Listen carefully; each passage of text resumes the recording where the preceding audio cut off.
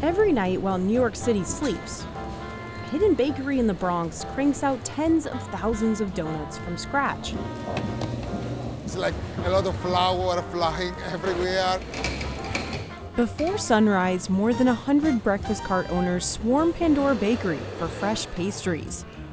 They're a small part of New York City's 20,000 mobile food vendors. They're like the OG Grubhub and Seamless. But running a business on wheels has never been tougher for the city's vendors, 96% of whom are immigrants. They don't really understand what we got to deal with in order to get here, to be convenient for them. Brother, have an amazing day. Good weekend. For starters, it's a full-time grind. I got to give my kids 20% of my battery, and then I give everybody else 80% of my battery. Food cart permits are in such short supply that some vendors spend up to $25,000 to rent one on the black market. My dad was on a wait list for almost 17 years. This system has turned New York City's street food scene into a high-stakes gamble. It's a very shady system. A lot of people have been scammed recently. All of this has made street food more expensive, prompting Mayor-elect Zohran Mamdani to campaign on lowering prices. If I was the mayor, I'd be working with city council from day one to make halal $8 again.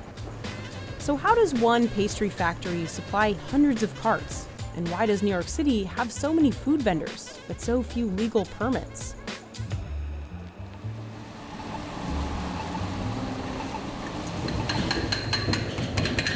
Pandora Bakery runs 24/7.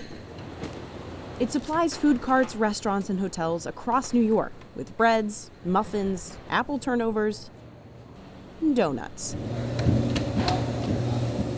The morning shift starts at 6 a.m., and they have until sundown to make thousands of pastries. This is the dough, the mixer. We're making our own dough here. Konstantinos Kotsias founded the bakery in 1989. He keeps a close eye on the dough mix because the recipe changes daily based on the weather. When it's cold, you put more water. Today is a very easy day to make donuts. Just 15 bakers keep this kitchen turning out dough day and night. It takes at least 5 years for a baker to learn how to do the donuts the right way. Some of the best bakers, like Hugo and Julio, have been around for about 20 years. But Konstantinos beats them all. He's been working with pastries for 46 years. He moved to the US from Greece in 1978, built his own pushcart from scratch, and started selling donuts and coffee out of it to earn a living. It was the best job I ever did. I go there at 4 o'clock in the morning. We pack up and leave by 11:30, with a box full of money. Business was so good, he built 12 carts by 1990 and hired 20 employees to run them. In 1997, he opened this central food commissary for the city's vendors. There are nearly 100 of these kitchens across New York City, tailored to different types of food, like breakfast, halal dishes, and nuts. Supplying the Pushcarts, you could be in 100 locations at the same time. Over the years, he's continued to expand his clientele to restaurants, hotels, and even the New York Police Department. Bakers slide trays of sliced dough onto a rack and roll them into the proofer to rise. After proofing the dough for roughly 30 minutes, bakers dunk the donuts into the fryer. Throughout the fillings, dipping, sprinkling, and powdering, bakers keep a close eye on the temperature. Too hot makes the frosting like melt off the donut. Georgios Michaelidis is the general manager of Pandora Bakery. Too cold makes the dough like tougher to eat. That's why they use fans instead of AC. Finally, workers assemble the donuts for pickup. Most of Konstantinos' customers have been buying from him for over a decade. So Pandora knows their orders by heart. There is no invoices laying on the boxes, so they know these orders inside their heads. Workers stack the leftover donuts on this rack and sell them to commuters for $1 each. Taking a dozen small ones. Mark Taylor works at a nearby hospital and stopped in to grab one before his shift. This is arguably the best donut in New York City. You come at 10 o'clock in the morning and they're fresh up out of the grease and they are amazing. Starting at 1 a.m., food cart vendors pull up to Pandora to stock up for the day. It's a lot of work. You have to set up in the morning, somebody has to move the truck. Naty Gonzalez gets up at 3:30 in the morning, 5 days a week, so she can set up before the breakfast rush starts at 6. 3 dozen pastries are already waiting for her. She also picks up some extra ingredients, like flour and oil, for her freshly cooked breakfast items. Naty pays wholesale prices, 60 cents per medium donut, and sells them for $1.75. She sets up shop at Broadway and 87th on the west side of Manhattan. Thank you. Have a nice weekend. A spot she's held for a year. She immigrated from Mexico in 2002 and spent years at jobs that kept her on her feet, leading to back pain. Now I can sit here, I have my chair here, I can sit, or we play music or whatever we want to do here, but it's our business. She paid $31,000 to take over this cart, after learning the vendor in the spot was retiring. Naty runs it with her friend Carmen Flores, who she used to work with at a cafeteria. Together they created the menu and came up with the name for their cart, Las Reinas del Sabor, the Queens of Flavor. Queens because they run it together. I enjoy to cook it, she enjoys to make the coffee. So. Some days we happy, some days we angry, so but still together. So. And flavor because that's what Naty says separates her from the competition. Around 10 a.m., Naty starts heating things up while Carmen prepares the salsa packets before the afternoon rush starts around noon.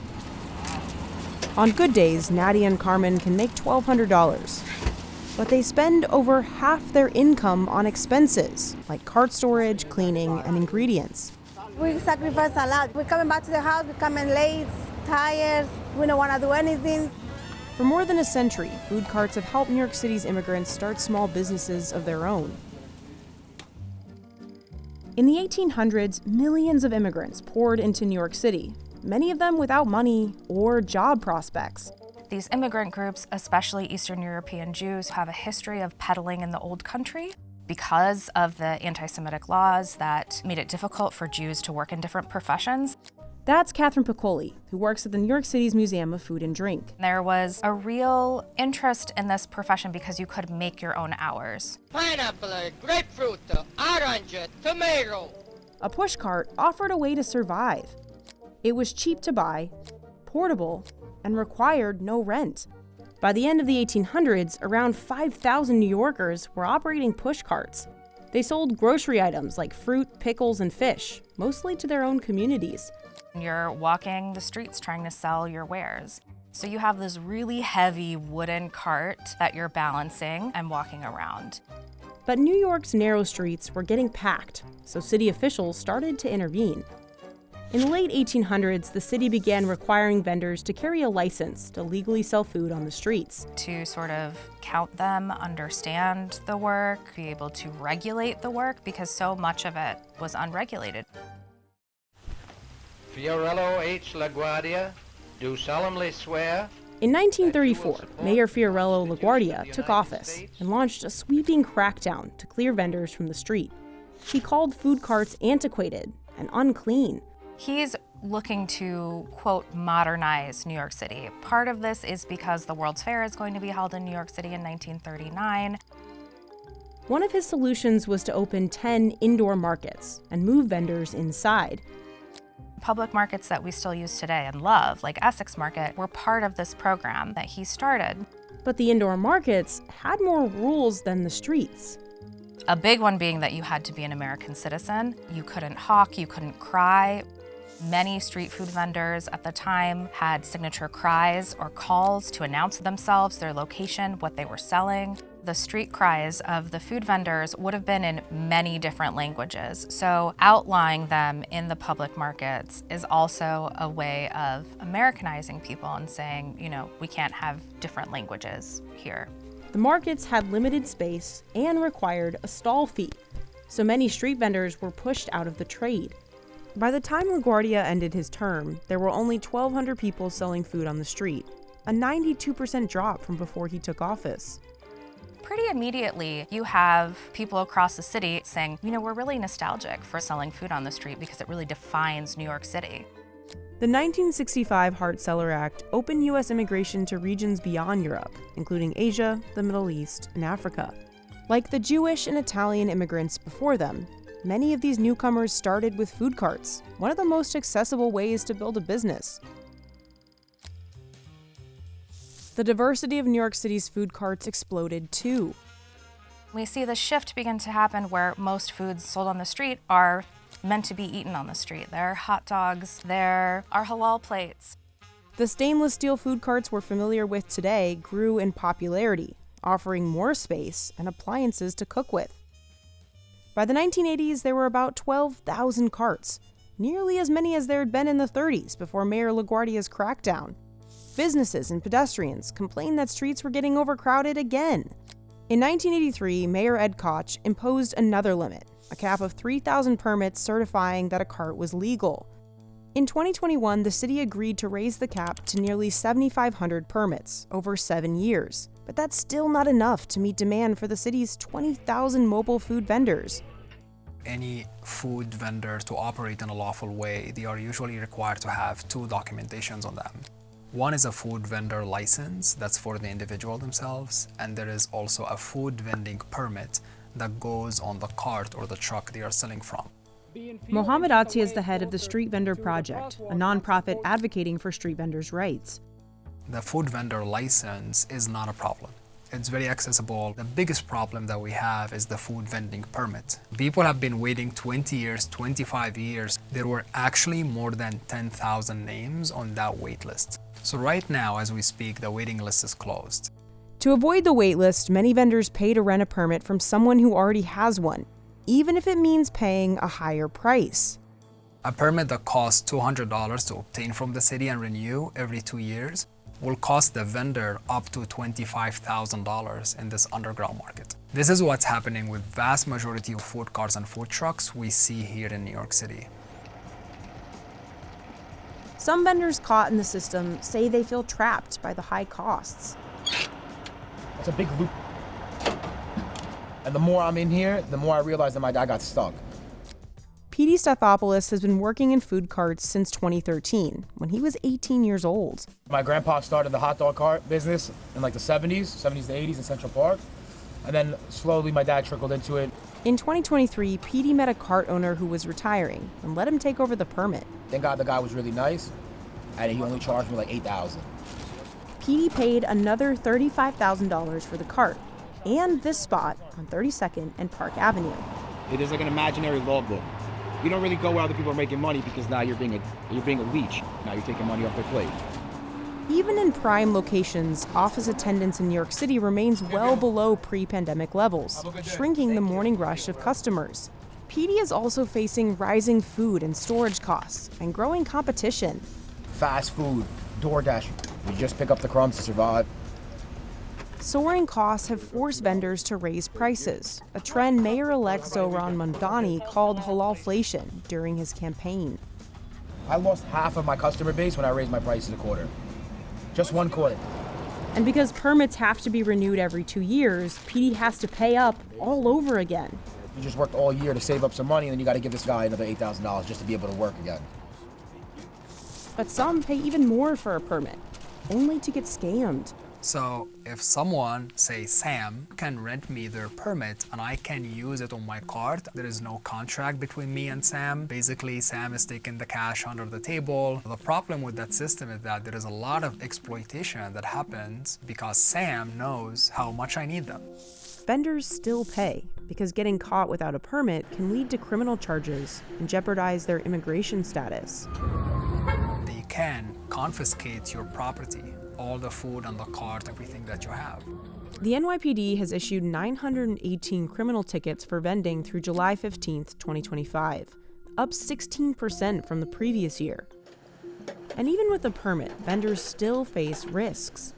There are so many rules that you have to follow as a food vendor. In New York City, you cannot be in a bus stop, you cannot be on a taxi stand, you have to be 20 feet away from every building entrance, you have to be very close to the curb, like literally 18 inches. We have the health department, the sanitation police, the NYPD, all these different agencies can actually come to your business, perform an inspection, they can arrest you, they can give you a ticket, they can give you a $1,000 fine. As federal immigration raids increase nationwide, many vendors are afraid to risk working on the streets. The ones still operating say the pressure is wearing them down. Y no solamente stickers, es la persecución, el estrés. Me he enfermado de la presión y tengo que tomar pastillas todos los días. Since December 2023, food vendors have taken to the streets, urging the city council to pass 4 reform bills. In 2025, the city council passed one of the proposed bills, ending criminal penalties for licensed vendors and reducing them for unlicensed ones. Vendors are still pushing for the rest of the package, which would create thousands of new permits and make it easier for vendors to get training and support. What are we waiting for? How many vendors are we waiting for them to be deported, for the council to wake up and start doing something? A New York City Council spokesperson told Business Insider that reforming the street vendor system is complicated, and they're trying to balance the needs of vendors, small businesses, and neighborhoods while avoiding harsh enforcement.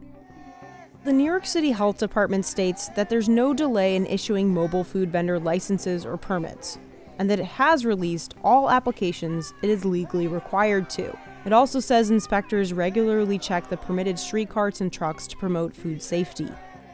With a new mayor taking the stage, New York City's street food and the people who built their lives around it enter a new chapter, with vendors watching closely. Merecemos respeto, somos trabajadores esenciales de esta ciudad. Detrás de cada uno de los comerciantes no está un carrito de tamales, está la responsabilidad de la familia.